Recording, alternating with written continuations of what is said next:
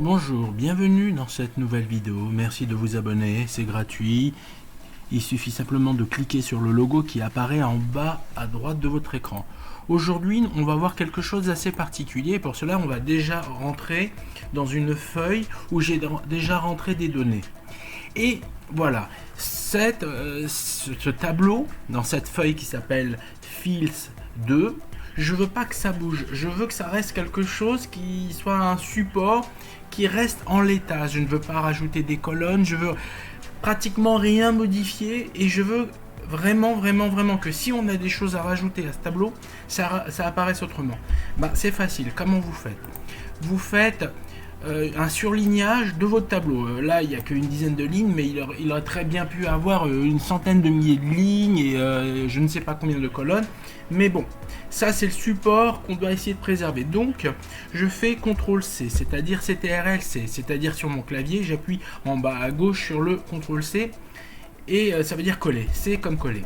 Ensuite, qu'est-ce que je fais? Je vais dans une autre feuille, ça pourrait même être sur un autre fichier. Ça, c'est pas un problème. Donc, j'ai fait un coller sur ce fichier, à cet endroit-là, j'ouvre un autre fichier, je l'ouvre et je me mets à l'endroit où je veux que ça apparaisse. Qu'est-ce que je fais? Je fais, par exemple, à A1, je fais clic droit sur ma souris.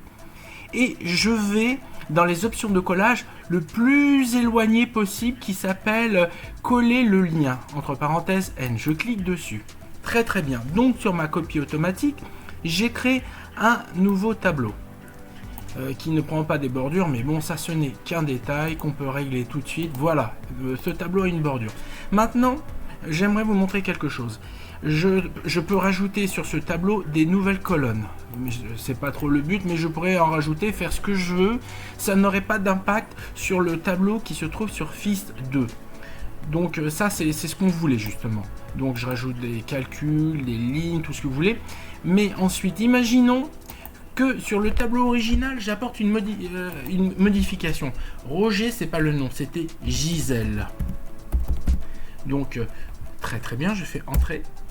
Et si je vais maintenant sur l'onglet correspondant à ma copie, le nom Gisèle apparaît à la place 2. Donc ça vous permet de faire une sorte de tableau source original sur lequel par la suite dans le nouveau tableau vous pourrez faire toute forme de modification ou de rajout que vous voudrez. Simplement, chaque fois qu'il y aura une modification sur le tableau original, ça sera modifié automatiquement. Voilà.